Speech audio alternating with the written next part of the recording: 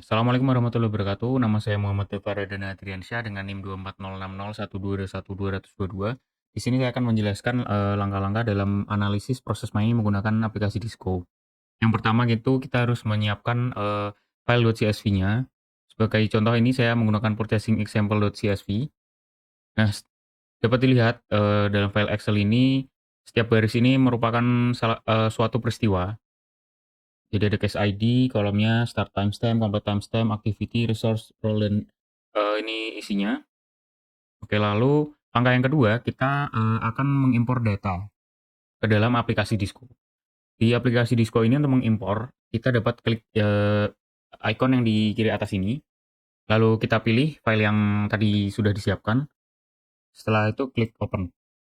Nah, sebelum mengimpor ini, Disco ini dapat menampilkan ya, tampilan isi datasetnya ya, seperti sudah dibuatkan kolom-kolomnya, case ID, start timestamp, complete timestamp, activity, resource, role yang ada di sini. Nah, setiap kolom ini, kita dapat men-setting, apakah ini sudah sesuai atau belum. Kita dapat, sesuaikan sendiri sebelum mengimpor, seperti contohnya ini timestamp, kita dapat mengubah, eee, polanya di sini. Lalu yang lainnya juga. Oke, setelah itu kita jika sudah sesuai, kita dapat langsung mengimpor saja yang dengan klik tombol start import yang ada di kanan bawah.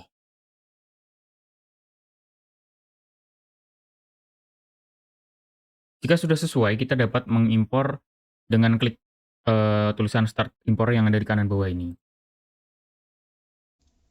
Kemudian kita lanjutkan pada langkah ketiga yaitu inspect proses. Pada langkah ini ketika user selesai start import, maka tampilan yang akan pertama tampil yaitu sebuah proses map seperti ini. Proses map ini akan menampilkan seluruh aktivitas dari awal sampai akhir sebuah dataset purchasing example. Di sini dapat kita lihat pada bagian atas ada panah warna hijau dengan angka 608. Ini menandakan ada 608 total case pada dataset purchasing example yang dimulai dari starting point create purchase requisition. Kemudian ini bercabang dan dibagi ke kiri dan kanan, di mana ada 374 case ke kiri dan 234 case ke kanan. Di sini tebal dan tipisnya panah ini berbeda. Ini menandakan semakin tebal, maka semakin sering atau semakin banyak aktivitas ini dijalankan. Kemudian ada indikator lain seperti warna. Bahkan ketika warna semakin pekat atau semakin tua, ini menandakan bahwa aktivitas itu sering dijalankan. Nah, di sini kita scroll ke bawah, dapat dilihat bahwa ada 514 kali dijalankan pada aktivitas amend request for quotation requester. Ini dianggap janggal karena aktivitas ini seharusnya hanya dijalankan ketika ingin merubah request dari kuotasi requester. Nah, maka dari itu adalah tugas dari data miner untuk mengetahui kenapa. Karena ini dianggap janggal, tapi ini dijalankan 514 kali, bahkan hampir mendekati keseluruhan total cases. Nah, kemudian di kanan ini ada slider detail, di mana ada activities dan path yang keduanya memiliki slider berbeda. Ketika kita turunkan slidernya atau kita 0%kan semua, maka proses map yang tampil akan semakin tersimplifikasi atau semakin mudah dibaca. Namun, ada pros dan consnya. Prosnya semakin mudah dibaca, namun consnya ini akan menghidden atau menyembunyikan beberapa informasi seperti di sini apabila aktivitasnya kita 100-kan lagi, maka akan semakin banyak aktivitas yang ditampilkan. Namun ketika kita nolkan atau kita simplifikasi, maka yang akan tampil hanya aktivitas yang paling sering dijalankan. Kita kembali lagi ke 100%. Nah, di sini saya akan demokan seberapa pentingnya slider activities dan path ini. Pada bagian kiri ini ada amend purchase requisition yang dimana hanya 11 kali dijalankan. Maka dari itu warnanya kan terang. Nah, di sini dapat kita lihat bahwa sebentar. Nah, 11 kali dijalankan. Ketika slider path-nya kita 100% kan juga, kita jadi tahu bahwa ternyata 8 kalinya itu dia kembali lagi ke analyze purchase requisition, dan 3 kalinya itu dia keluar ke create request for quotation requester. Ketika detail slidernya ini kita 0% kan, kita tidak tahu, hanya ada 8 yang masuk kan 11, tapi yang keluar hanya 8. Jadi kan tiga kalinya lagi kita belum tahu kemana. Nah, maka dari itu untuk mengetahui keseluruhan detailnya, kita harus 100% kan detail slidernya semuanya. Nah, di sini dapat menampilkan informasi-informasi yang tadinya tersembunyi ketika kita 100%-kan, maka jadi ke show semua. Baik, selanjutnya kita lanjut ke langkah keempat, yaitu inspect statistics. Setelah kita selesai melihat sekilas tentang keseluruhan activities pada tab process map, kita dapat beralih ke tab statistics.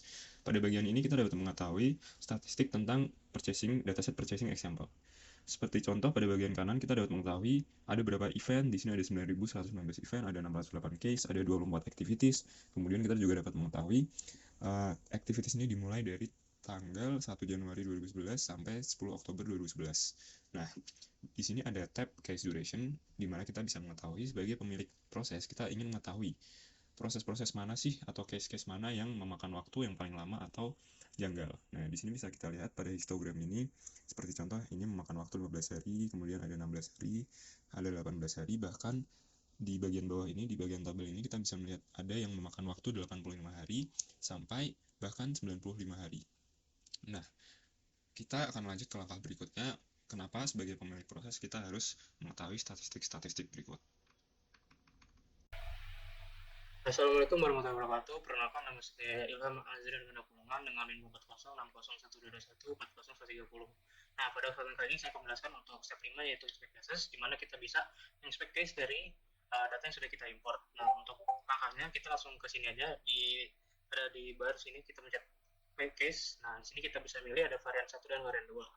Nah, di varian kita bisa memilih varian 1, di sini ada 159 sama 946, kita tinggal memilih salah satu, di mana kita langsung bisa memilih misal untuk tabelnya. Nah, di sini kita bisa melihat event-event apa aja yang terjadi atau case-case apa aja yang terjadi. Misal di sini ada create purchase requisition, ada analyze purchase requisition, ada create request, dan selanjutnya. Nah, ini untuk step 5. Untuk step 5 mungkin sampai di sini aja. Kita lanjut ke step 6. Step 6 di mana kita harus filter on performance. Nah, untuk langkah-langkahnya kita pertama klik logo filter di kiri bawah ini, pojok kiri bawah. Nah, di sini kita bisa langsung filter by performance. Kita pencet ini by performance. Nah, di sini kita bisa menfilter dari case-nya 14 hari, ada terus ini mulai dari hari ke-14 sampai hari ke-87. Nah, ini kita bisa melakukan filterisasi terhadap case-nya by performance-nya. Di sini ketika kita sudah selesai untuk filternya, kita bisa pencet copy and filter. Di sini kita tinggal memasukkan nama dari filterisasinya apa. Di sini kita pencet create. Nah, di sini udah selesai untuk melakukan filter by performance. Mungkin itu aja untuk step 6 dan step 5 dijelaskan oleh teman saya, Ahmad Andreas. Baik, selamat warahmatullahi wabarakatuh. Nama saya Ahmad Andreas. Kita lanjut ke step 7, yaitu visualize the bottleneck. Jadi pada step 7 ini kita tuh seperti yang tadi udah dijelaskan oleh Arga ya, kita sudah menunjukkan sehingga cases dari event yang terjadi itu cuma 80% cases dan 90% events, yang mana itu bisa dilihat pada pie chart di bawah itu. Lalu lanjut kita bakal cek bottlenecknya itu di mana dari performance pada casesnya. Mungkin langsung aja tekan klik tombol performance-nya. Nah, di situ tuh kita bisa lihat gitu melalui main duration atau rata-rata durasi itu kan ada beberapa loop ya di sini, dan itu tuh apa ya, mungkin emang jarang terjadi gitu ya, tapi kalau misalkan terjadi itu bakal delay prosesnya cukup lama, dan karena di sini tuh ada yang panah dengan merah itu delay dari prosesnya yang paling lama gitu. Dari situ ada 9,6 hari, 7,4 hari, 4,4 hari. Nah, di situ itu yang bisa dibilang bottlenecknya, yang mana itu ngedelay banget buat prosesnya. Mungkin lanjut ke step 8 aja, kita bakal langsung animasi aja prosesnya. Itu bisa untuk tombol animation, lalu bisa kita start aja. Oke, animasi. Dan di sini mulai gitu animasinya. Nah, seperti yang tadi di sini di loopnya kan beberapa kali, dan itu lumayan membuat prosesnya lebih lebar. Lalu lanjut lagi ke bawah, terus